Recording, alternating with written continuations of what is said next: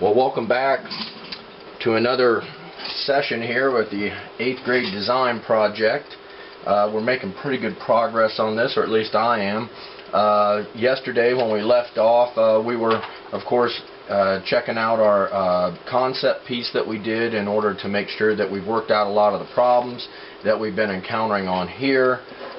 Furthermore, as we review almost every day this list of requirements, all 10 of the elements of art and principles of design, or just design principles, and then these 5 requirements, also including 8 interests that are really important to you, something about your culture, the country, state, your ethnic background, where your ancestors came from, and how you came to be an American here, and that's what this is all about. It's a project that's meant to communicate to others what is important to you, much like if this were a flag or a banner and you had your own country. Now, yesterday when I left off, I had been coloring this blue section right here. However, I started looking at my concept piece, and I substituted a blue stripe in here, and what happened was that I had already had this line colored in on the other side here. So what would happen is I wouldn't have any way to divide off my blues. And so I just happened to notice that there was previously a shadow line in here for this chevron. If you recall, back when this whole project began, I laid it all out with chevrons. And there's a chevron here, and one here, and one here as well. But that got all covered up and erased. So I rediscovered it. And that is now giving me a space in between this blue and this blue right here, and is going to allow me to put this all in yellow the way it was originally intended anyway. So this stripe, since I rediscovered that chevron, I remembered that, and I can see a little bit of the line that goes through here. It's almost unnoticeable if you're not looking at it carefully. So that chevron weaves through my zodiac symbol and then breaks out of the frame at the bottom. And so that chevron points to, my family, and that's pretty important to me. My wife, my mother, my sister, we're all a pretty tight group. My wife's family is also a pretty tight group. So it's funny that that chevron would point right to that. It was not intentional. And then the fact that the military and my education is what probably has landed me as a art teacher over here. And so these chevrons, even though they weren't legitimately planned out that way, seem to have hit my major interest in things that are really important to me along the way. So that was one of those happy accidents, as Bob Ross so frequently called them. And so today's objective is to just continue the coloring in such a manner so that after about 35 minutes or so of work time here, I will have some more of this completed. Now I'm going to stick with this cerulean blue, or sky blue as it's called, and continue that stripe that passes behind my representation of the state of Ohio. Now, coincidentally, I was recently doing some work, and I explained some things about an eraser shield. This is an eraser shield. It is merely a small piece. Sometimes they're made out of plastic, but this is very thin metal, almost about the thickness of a razor blade, but without the edge on it, of course. And this is for when you need to erase things, but you don't want to erase large portions of something. So if I just wanted to erase that one line that's peeking through the eraser shield right here, I would hold that down and I would carefully erase, and it wouldn't erase anything else. Same goes for curved lines as well. You can see it's got arcs. Some of them are tightly curved. And so we could take that arc and we could place it if we wanted to erase a portion of that circle right there. And you may not be able to see it, but I can. Right through there, I could carefully erase on top of that. These things also work quite well as patterns. So if you have a chance to find yourself an eraser shield, and you can usually get them at most office supply stores, or you could probably, I'm certain, order one off of Amazon quite easily. So they're really, really helpful, and it keeps you from erasing all the good stuff that you worked so hard to produce. Alright, so let's get back to work here now on the coloring, because this is the longest part of the whole project. I'm using a slip sheet under my hand so that I don't smear my artwork together. I'm going to continue working on this blue, and I'm going to tuck it in right down here above this. So this sky blue, as it's called in the Crayola kit, it's a fantastic color. I love this.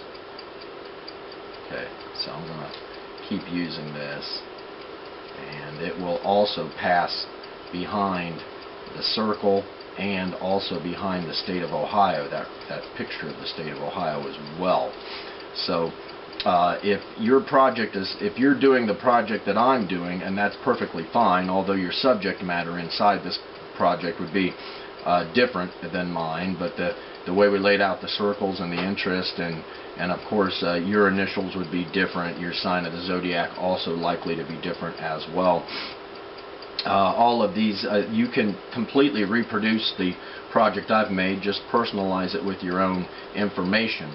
Also, if you're making your own project that is not anything like this, that is also fine. It simply needs to follow that worksheet that we keep talking about every day that has all of the requirements on it.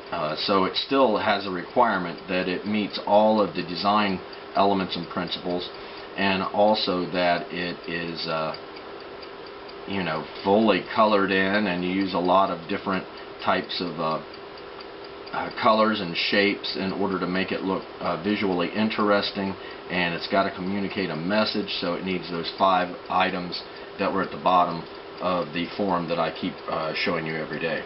So I'm pretty happy with my project so far, and I'm hoping that through some of the planning that we've done, and you should have done yourself, that you are also making really good progress on that. If you were in any of my previous classes, and if you're in advanced art, then you should have been in my 6th, 7th, and 8th grade classes, typical classes. Then you should be able to make this project really quite quickly, and also you know, with a high degree of skill and quality. So any piece of artwork that you make is a representation of your own beliefs in a lot of ways, and also it's a reflection on your work habits. And if you don't, you know, have very good work habits, boy, will that show up in a piece of artwork.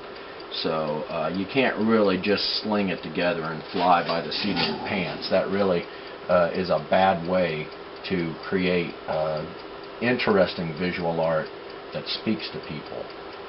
So, I mean, the whole point of making art anyway, and I've said this many times in lectures and to individuals, I'm sure personally, the whole point of making art anyway is to communicate something.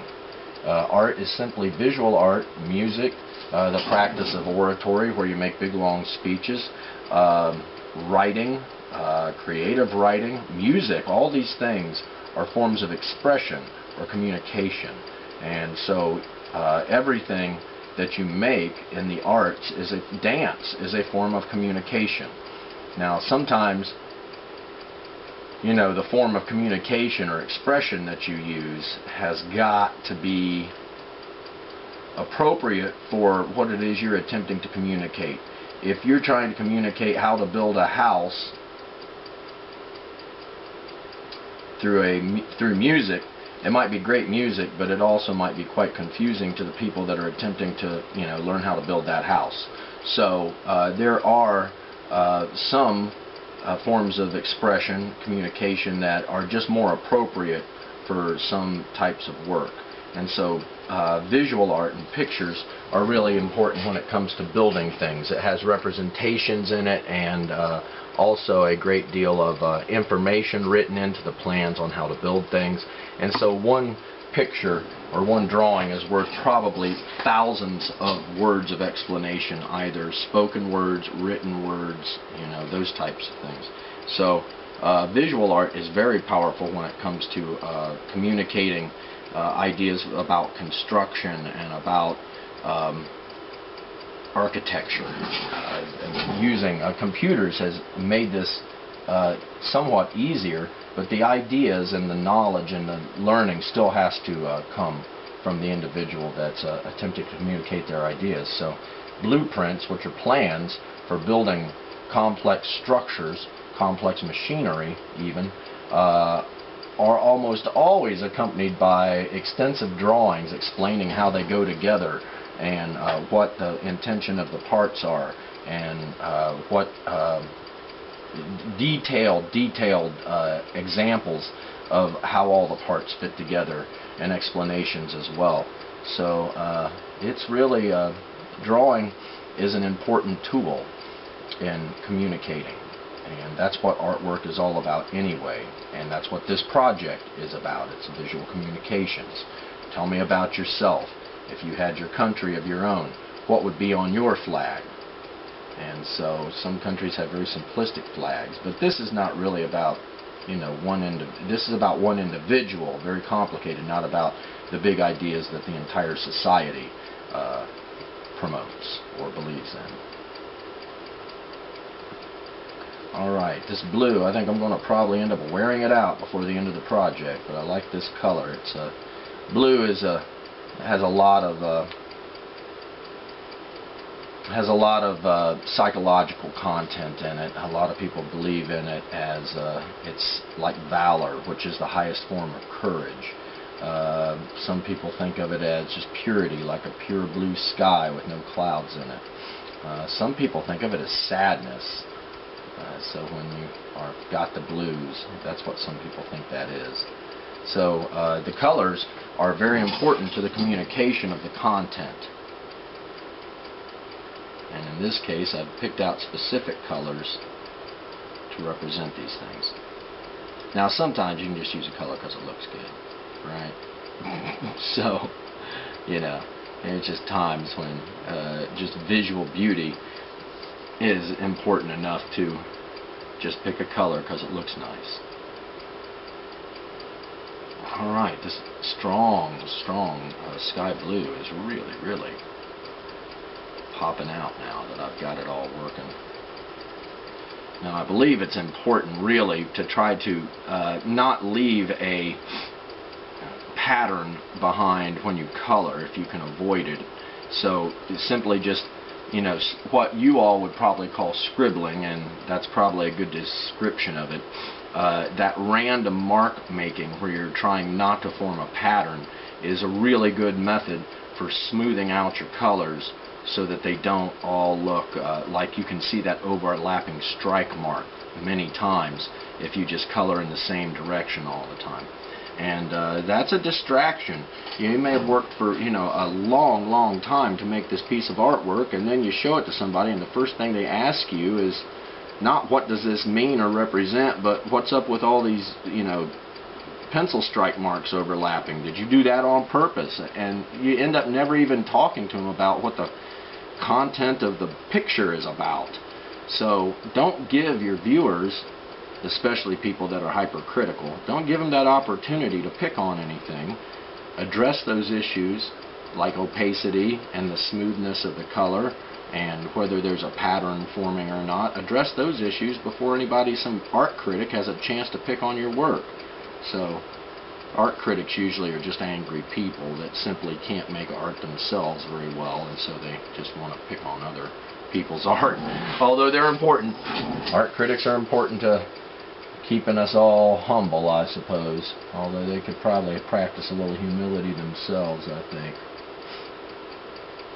When you are in high school and in college, when it comes time to grade artwork, you present your artwork to everybody. The whole room full of students presents their artwork, and you walk around and you make notes of it, and you ask questions of the artist, and they make notes, and that's called a critique. And some people have got great critique skills. They can tell you something terrible about a piece of artwork, but it doesn't break your heart. And other people are just bad at it. They say, you know, they say, I hate it, and they won't even explain why. They can't explain why. They just use, you know, kind of just hurtful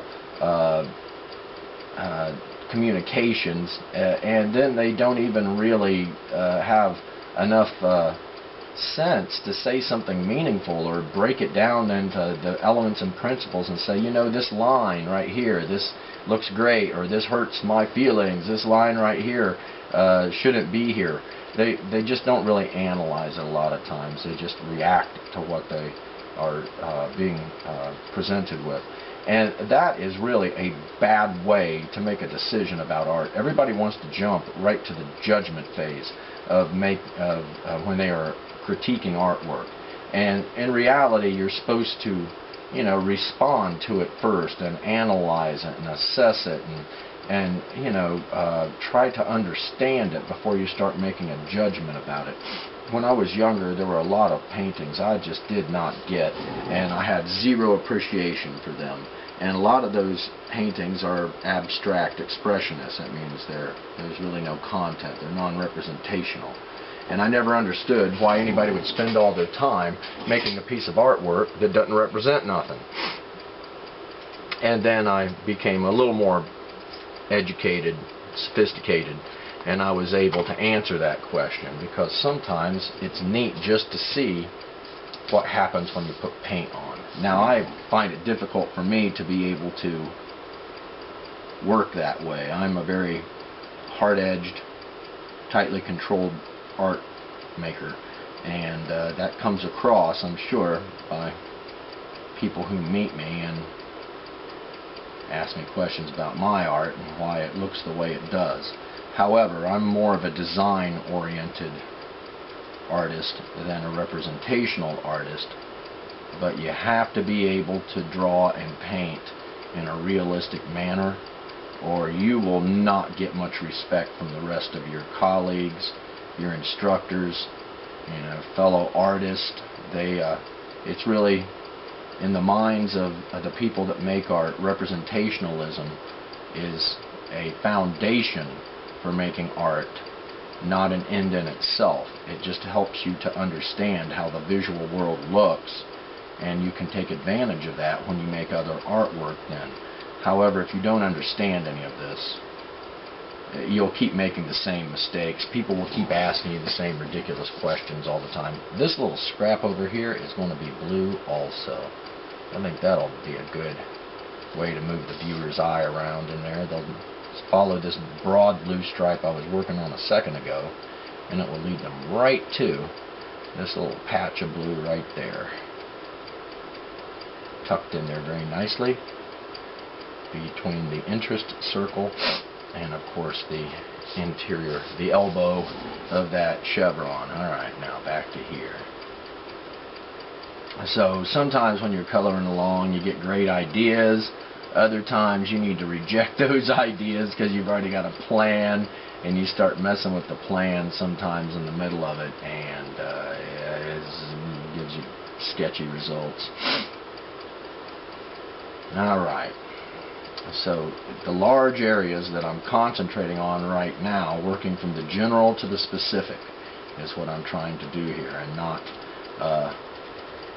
get stuck in any of the details. I have found that when I'm making artwork, and I'm not sure what everybody's experience is, but when I'm making artwork, I tend to get hung up on details, and I can spend a lot of time on those details, and then the entire piece of work is not being produced at a reasonable rate.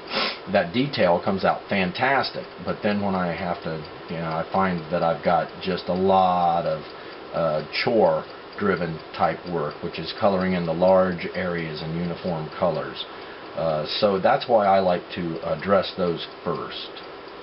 And it seems to work for me. Now, I'm not saying it'll work for everybody, but you know, everybody has their own production methodology. But it's you can learn a lot by, you know, listening to someone that has made a lot of pieces of artwork, many of them unsuccessful. I'm of the belief system, after having made a ton of artwork in my career, is that about half of what you make works out, and then about half of that is, you know, are projects that you'd be proud to hang on your wall or frame and give to somebody as a gift or sell, because they really reflect, you know, your beliefs about something. They really reflect your hard work and how much dedication you put into making something, and that's a huge achievement. But you know, you can't expect that everything you make is going to come out perfectly. And that's where you end up with the planning part. You get so tired of having a failed project that you end up resorting to something crazy like planning it, and then your plan works out many times better than just, you know, starting the finished product right away, which is a really, oh no, I think I broke my pencil lead. I'm going to use it anyway. I'm going to try. This be the, oh no, I wasn't paying attention. I got lazy and greedy. Alright, that is the first broke lead on my colored pencils in days and days of work here. Okay, I'm a little let down. I guess it was bound to happen, but I thought I'd make it all the way to the finish line without having to wear out one entire pencil. So I'm a little saddened. Here it is today, whichever day we're on this project that I broke my pencil lead by over sharpening and did not practice what I preach, which is don't over sharpen that thing. Hey, look, there's another little scrap of blue will show up down here. Huh. Just inside the chevron again. So you start seeing these little overlapping and these tiny voids, and that really, it's these teeny little things like that sometimes it sells the whole work right there. Everybody notices details and sometimes doesn't notice the beauty of the large areas that you've worked so painstakingly to color in. Alright, well, this is coming along. I hope you're experiencing good success on your project as well. It won't be long. This project will be complete, and it'll be time to start thinking about grades on our projects. That will probably, since each project happens and takes up about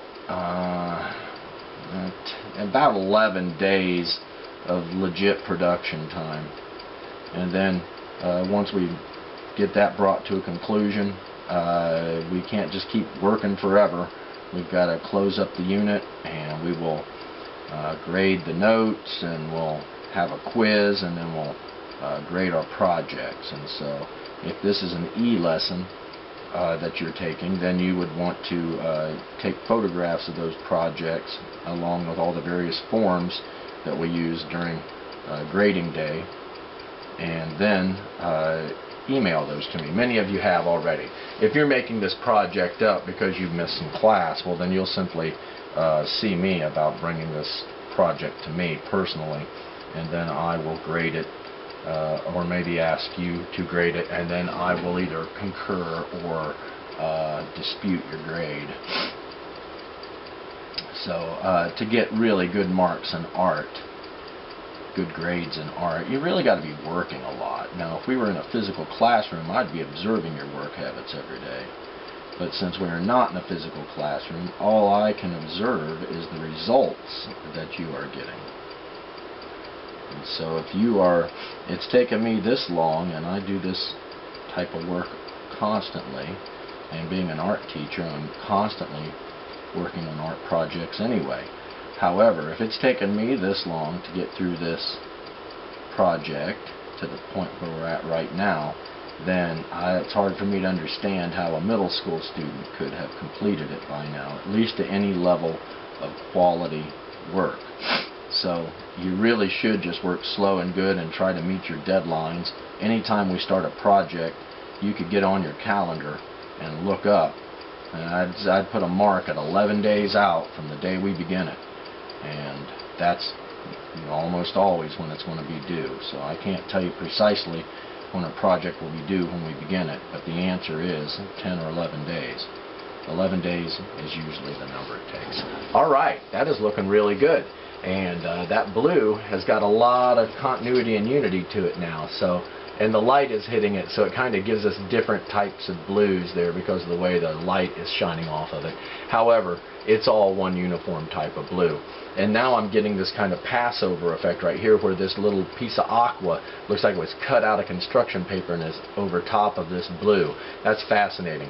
The way that this right here, the blue passes behind this palette, the palette's tucked in behind the stripe for the chevron, and then that little piece is exposed right there. That's also quite fascinating as well. So I'm pretty happy with that. So now in my concept piece here, probably the next biggest portion is this yellow. So I'm going to go ahead and get started on that next, and that could take a little while. So I'm going to put away my sky blue, and let's see, I think I'm going to use golden yellow in this case, because the golden yellow, I've got a little bit more of it. It doesn't look like it's been used very much yet.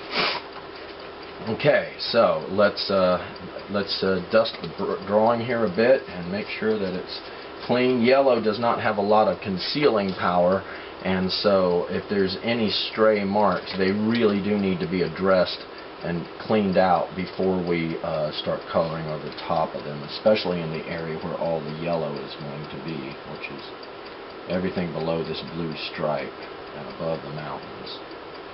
Okay, so that looks pretty good right there. Okay, very nice. Let's clean that up a bit, and then let's get it going here. Okay, so my yellow in this case will begin right here, above the mountains. So yellow sky. Alright, it's already bright. I'm already enjoying this color. I'm really happy I rediscovered that chevron in there, and it solved a problem for me that I was really kind of struggling with after the previous session. I noticed the whole problem with the blues and how they wouldn't properly hook together and section off, and so I was a little bit irritated by that. The planning that you do is supposed to help you address those things, but what was happening was I looked back at my plan and it wasn't included in there. So I was going according to my plan. I just had a deficiency even in the plan. So sometimes, see, things will work themselves out. And I went back and looked at that plan, and I noticed that this stripe had been erased out, or the chevron, and so I put it back in and monkeyed with its visual effect, where I passed it over and under, like weaved it through my sign of the zodiac, and I was very pleased with the way it came out, so I decided to keep that. Alright, that looks almost like it was made with a marker, doesn't it? But you all saw me color it with a colored pencil, so have faith if you're working with yellow. Now I'm constantly rolling the colored pencil around in my fingertips. Not just a colored pencil, but the drawing pencil as well when I draw, and that keeps a nice sharp point on it that helps you, first of all, extend the use of the colored pencil, and it also puts a very sharp little corner on it as you roll it around, and so when you need to do detail work, or you get really close up next to a line, you can actually look at the end of the colored pencil and you can see where that little corner is at, and use it to help you tuck the colors together when you need really very close control. So this is coming along nicely, though. This yellow is very rich. It's like an egg yolk color.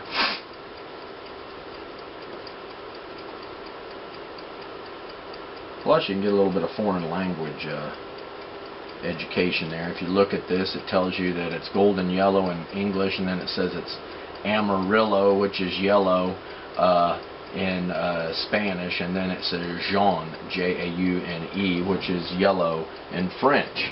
So, yeah, sometimes you can get your education, your foreign language education, just by reading your colored pencils. So there's a city in Texas called Amarillo, Texas. Makes me wonder if there's a lot of yellow stuff there or not. Or maybe the clay is yellow, or the dirt or something around Amarillo. I don't know why they would call it that, but then in Louisiana you have a town called Baton Rouge, which means red stick.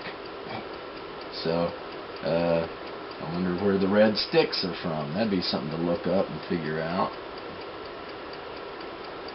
how they got that. A baton, or a baton in French, is a stick. So when you are in track and field and you run a relay, you have a baton that you hand to the next person in the relay, and then they run and then they hand it to the next person.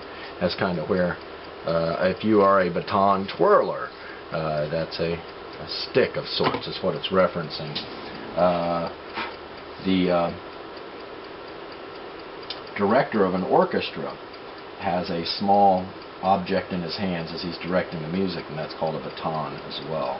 So it's really just a stick, that's what it means. So Baton Rouge is French for red stick. I wonder what that really means. Those of you who are social studies whizzes should figure that one out, and give us a topic for discussion when we color again. Alright, my coloring is looking fantastic, and this blue and yellow look great against each other. I'm hoping you're experiencing the same thing. You don't have to be using yellow in this case, but look at that little scrap of yellow that's going to show up just above the mountain, but below the interest circle there that's representing my military experience. I went to ROTC when I was in college because I wanted to become an officer, meaning I wanted to be a lieutenant, or somebody that would someday be a commander. And ROTC went on for a couple of years, met some really interesting people in there.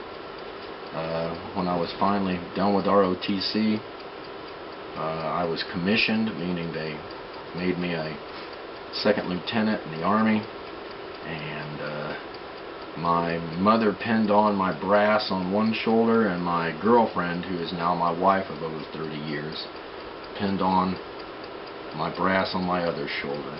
So that would make a good picture too. The day my mother and my father, who was a colonel in the Army, my stepfather, excuse me, administered my oath of office.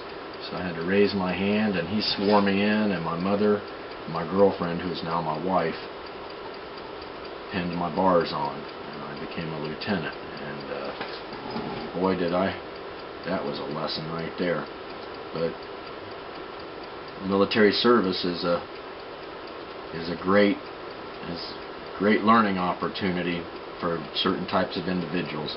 There was always a tradition of military service in my family.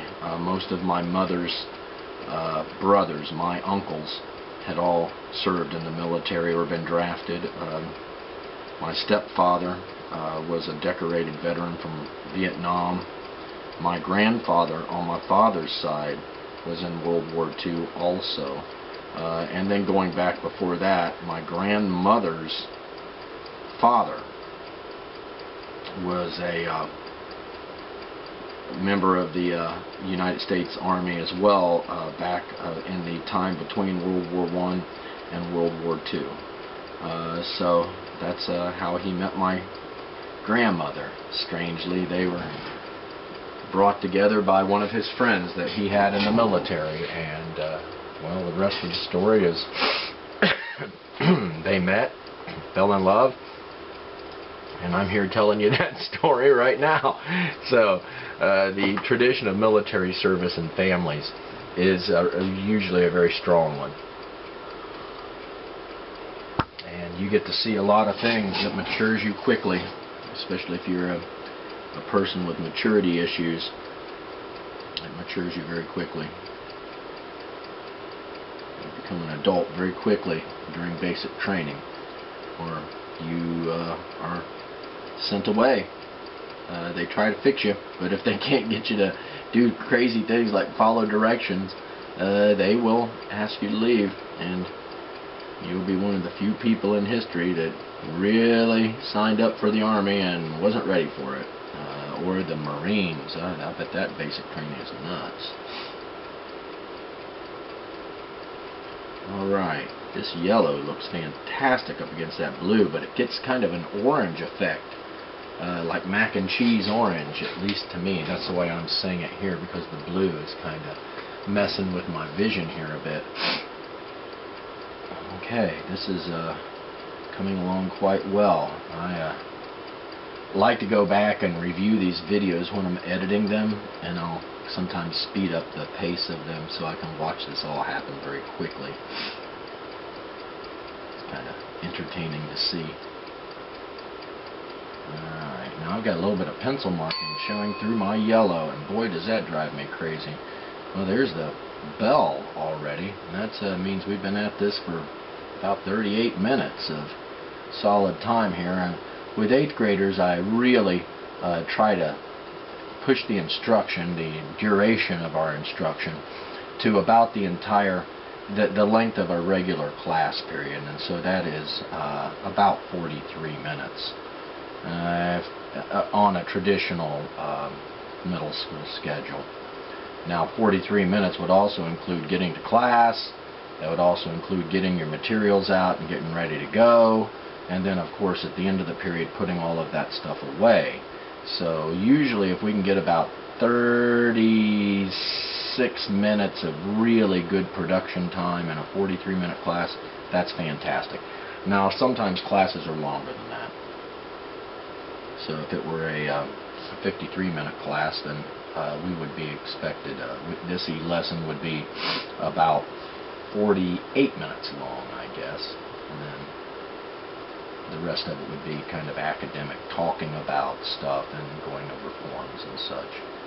So if we can get about 38 minutes, 37 to 38 minutes a day of production time in this project, well then we are going to be able to finish it not rapidly, but on time with good quality work. And I'm really simply just trying to reproduce or duplicate the type of experience you would have if you were in the actual visual arts classroom with me, in the physical classroom, that is. Alright, this is looking pretty good. I think I may, okay, this is the end of the yellow. Yeah, this is the end of the yellow, because over here is the flag of Ireland. So, quite nice. I mean, we're going to tuck all that in there, and that's going to be a good work session for the day. And that mountain, even though it's not colored in, is already starting to pop out, simply because it's got that, it's surrounded by a bright color like yellow. And in the next session, we'll get on with even more of the large areas of color, and just keep working the larger areas, and then, you know, we'll get to the details here. The details can really hold you up and can really cause you to not make significant progress on the project. But in this case, working on the large areas of color today, we've gotten places with this. Okay, I'm just dressing up all of my little specks of white showing through here, so there's no problems with the opacity. I like to finish it as I go along rather than have to go back and keep addressing things. That looks pretty good, ladies and gentlemen. Alright, well that's enough for one session here. I hope you're making good progress as I am, and we'll get back again here in the next session.